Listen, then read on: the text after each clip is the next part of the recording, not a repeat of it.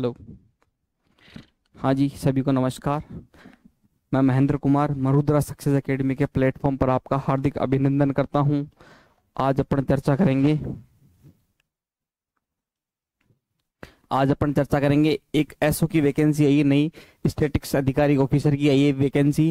सांख्यिकी अधिकारी, क्या सांख्यिकी अधिकारी की पोस्ट आई है, बहुत अच्छी, शानदार। इसके बारे में अपन चर्चा करेंगे। एसओ जिसको 2025 में आई है अभी, ठीक है। इसकी योग्यता क्या है इसके बारे में चर्चा करेंगे अपन। और जो इसके मतलब इसकी योग्यता क्या है उसके बारे में चर्चा करेंगे। ये नई भर्ती आई है और ये सिलेबस क्या क्या रहेगा, पद है क्या, इसमें योग्यता, कौन फॉर्म भर सकता है कौन नहीं भर सकता है, इसके बारे में पूरी डिटेल से चर्चा करेंगे। कौन कौन इसके लिए एलिजिबल है, कौन कौन इसमें एक्सपीरियंस चाहिए या नहीं चाहिए, इसके बारे में पूरी एक से ए से लेके जेड तक पूरी जानकारी इसमें पूरी आपको प्रोवाइड करवाई जाएगी, ठीक है। अब अपन आगे चलते हैं कि इसमें योग्यता क्या चाहिए, पद क्या चाहिए, और मतलब पद कितने आए हैं, इसमें सिलेबस क्या है, उसके अकॉर्डिंग सारी बिल्कुल आपको एक डिटेल वाइज पूरी चर्चा बताई जाएगी, ठीक है। ओके चलो, बहुत अच्छे। ये लो, ये आरपीएससी की नई वैकेंसी आई है, बहुत अच्छी है।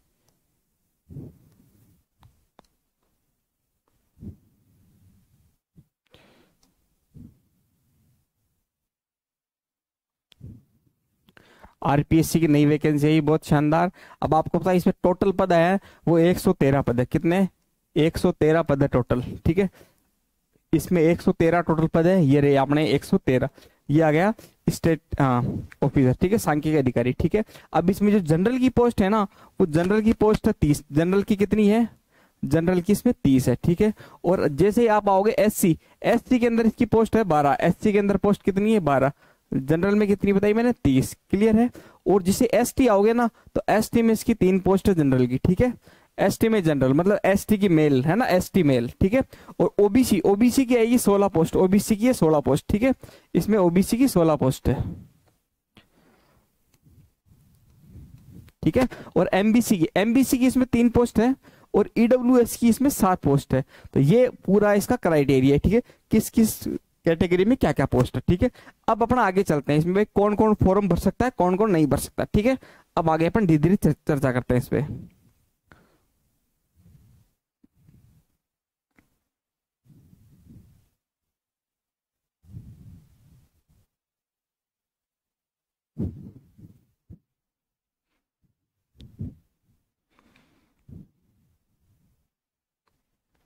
चलो आगे धीरे धीरे चर्चा करते हैं इस पे। अब ये देखो आ गई इसमें योग्यता। इसमें योग्यता कौन कौन फॉर्म भर सकता है, अपन योग्यता के बारे में चर्चा करेंगे, ठीक है। इसमें क्या क्या चाहिए, क्या कौन सी डिग्री चाहिए, मास्टर चाहिए, कौन सी एमएससी किया हुआ चाहिए या फिर बीकॉम किया हुआ चाहिए, इसके बारे में अपन चर्चा करेंगे, ठीक है। अब इसमें देखो, at least second class master degree in economics, economics में एमएससी किया हुआ मतलब इकोनॉमिक्स में एमए, क्या मास्टर डिग्री, मास्टर डिग्री चाहिए इकोनॉमिक्स में, ठीक है, सेकेंड क्लास, ठीक है। और अगर यदि आपने इकोनॉमिक्स में नहीं किया है, आपने स्टैटिक्स में किया है, किसमें? स्टैटिक्स में किया है ना मास्टर डिग्री, तो भी आप फॉर्म भर सकते हो आराम से, कोई दिक्कत नहीं आएगी, ठीक है। मैं इसको थोड़ा जूम कर देता हूं, ये लो, ठीक है।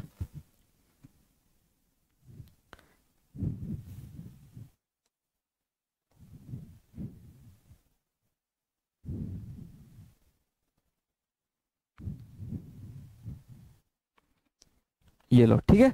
अब साफ दिख रहा होगा आपको, बिल्कुल क्लियर, ठीक है। मैंने बोला डिग्री इकोनॉमिक्स में है तो आप मास्टर डिग्री फॉर्म भर सकते हो, अगर स्टैटिक्स में है तो भी आप फॉर्म भर सकते हो।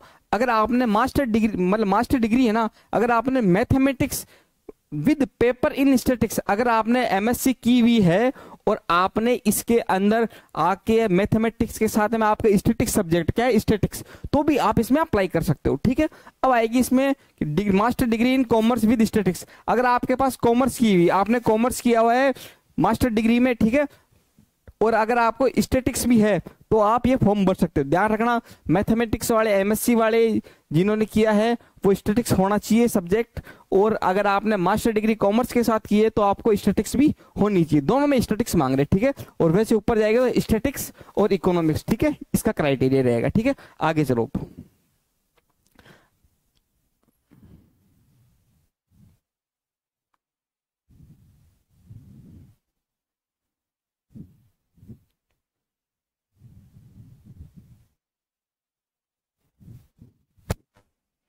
अपन ने इस पे चर्चा कर ली, ठीक है।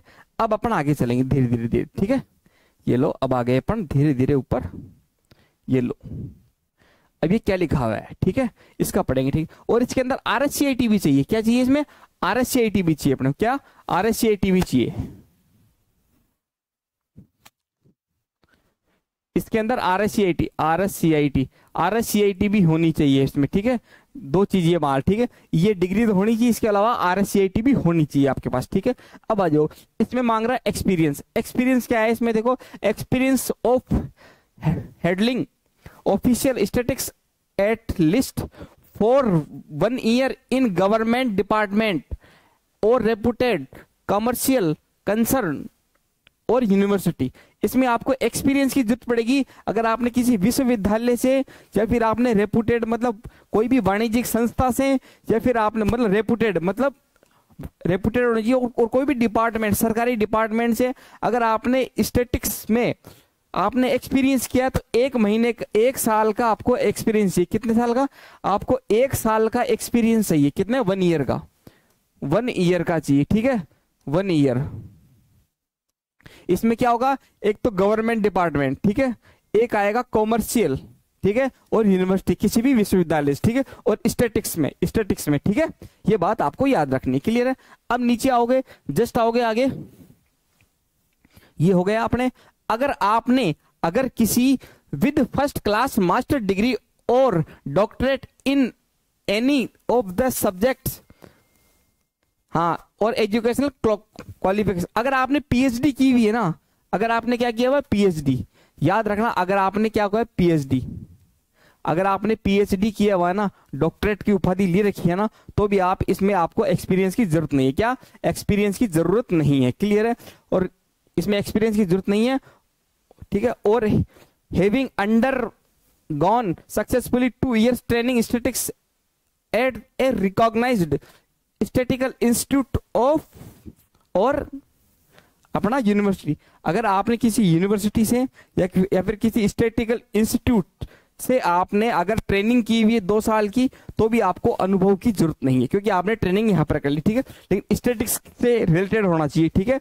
रिकॉग्नाइज स्टैटिकल इंस्टीट्यूट, या तो किसी वाणिज्यिक इंस्टीट्यूट से, या फिर मतलब इसे, ठीक है, सांख्यिकी इंस्टीट्यूट से, ठीक है, सांख्यिकी इंस्टीट्यूट से अगर आपने एक्सपीरियंस है तो, ठीक है, कोई दिक्कत नहीं है। इसके बारे में अपन ने चर्चा कर ली, ठीक है।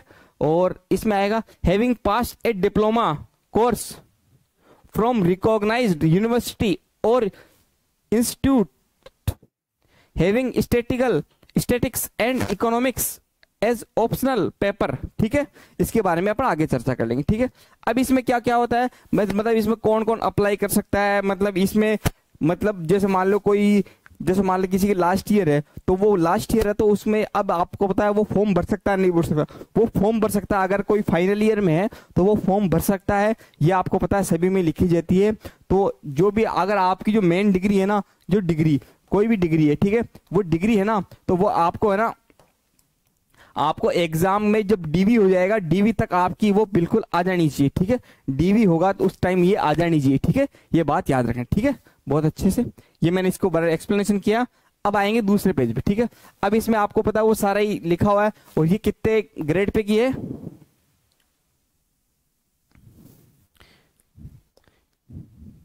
ये है 4800 ग्रेड पे की। कौन सा? 4800 ग्रेड पे की जॉब है। L12 की है, मतलब L12 की है, पे मैट्रिक्स लेवल, ठीक है। ये बात आपको याद रखनी है, ठीक है। और वही आपको पता है, ये जो भी छूट वगैरह आती है वो सब में बराबर आती है। जो मतलब किसमें, ST SC में कितनी 5 साल की आती है। और जो मतलब, हाँ, राजस्थान के पिछड़ा वर्ग, अति पिछड़ा वर्ग, आर्थिक रूप से कमजोर पुरुष, इनकी आती है। और अगर महिला की आएगी तो 10 साल की आएगी। छूट कितनी आएगी? 10 साल की आएगी आयु में छूट, ठीक है।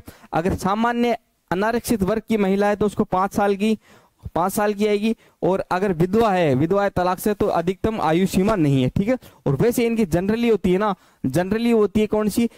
ये होती है 21 वर्ष से लेके 40 वर्ष तक की। जो भी 21 वर्ष से लेके 40 वर्ष तक ये फॉर्म भर सकते हैं, सामान्य जनरली, ठीक है। ये बात ठीक है, ओके, बहुत बढ़िया। इसके आगे और क्या है?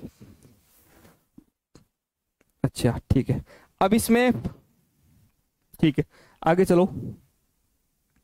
अब इसमें फॉर्म कब भर देंगे, इसकी फॉर्म की तारीख कब आएगी, ये देखो फॉर्म की तारीख। इसमें आप फॉर्म भर सकते हो 28 अक्टूबर से लेकर और 28 अक्टूबर से लेके और 26 नवंबर तक। कब लगा, 28 अक्टूबर से लेके 26 नवंबर तक, ध्यान रखना 28 अक्टूबर से लेके 26 नवंबर तक आप इसमें फॉर्म भर सकते हो। क्लियर है। और मैं आपको मोटा मोटा बताता हूं, इसमें कोई मेन इंपॉर्टेंट जानकारी होगी उसके बाद में अपन चर्चा कर लेंगे, ठीक है। और वही इसकी मतलब, हाँ ठीक है, आगे चलो, ठीक है। ये लो, अब इसके बारे में आएगा ये सिलेबस। सिलेबस में क्या क्या है ये देखो, सिलेबस में क्या आपको पता है, सब्जेक्ट में क्या क्या आएंगे। सब्जेक्ट में आपको पता है इसमें टोटल कितने क्वेश्चन होंगे, टोटल होंगे 150 क्वेश्चन। कितने टोटल 150 क्वेश्चन होंगे और 150 ही मार्क्स होंगे, मतलब एक क्वेश्चन 1 मार्क्स का होगा, ठीक है। अब आपको पता है इसमें राजस्थान जो जीके आएगी, राजस्थान जीके वो आएगी 40 क्वेश्चन। कितने 40 क्वेश्चन, और वो 40 नंबर होंगे। और कंसर्न सब्जेक्ट, ठीक है, एज, हाँ ये सब्जेक्ट आएंगे वो 110 आएंगे, 110 के होंगे सब्जेक्ट, ठीक है। और ये 2 घंटे का पेपर होगा, मतलब 2 घंटे 30 मिनट का, 2 घंटे 30 मिनट का पेपर होगा। और इसमें 150 सवाल आएंगे, ठीक है। मैंने इसमें बताई दिए। और ये आपको पता है, हाँ जी ठीक है। अब इसमें है ना आपको पता है मतलब 28 अक्टूबर से ये फॉर्म भर रहे हैं, ठीक है, ठीक है। और ये याद रखना, और ये कब तक भरेंगे, ये 26 नवंबर तक भरेंगे, ये 26 नवंबर तक भरेंगे, ठीक है। इसके बारे में और भी आपको इसमें कोई भी चर्चा, कोई भी नया अपडेट आएगा तो मैं आपको बता दूंगा, जैसे ही इसमें आएगा, कोई दिक्कत नहीं है। आप तो इस चैनल को सब्सक्राइब कर लो और वीडियो को लाइक करो। ये मतलब आपको मतलब बिल्कुल एक एक अपडेट चीज मिल जाएगी, छोटी से छोटी एसओ के बारे में। कोई भी राजस्थान की कोई भी नई वैकेंसी आती है उसके बारे में सबसे पहले अपडेट मिलेगी आपको। निश्चिंत रहिए और आपको इस वीडियो को लाइक कीजिएगा और चैनल को सब्सक्राइब करके जरूर जाइएगा, ठीक है। ओके, धन्यवाद।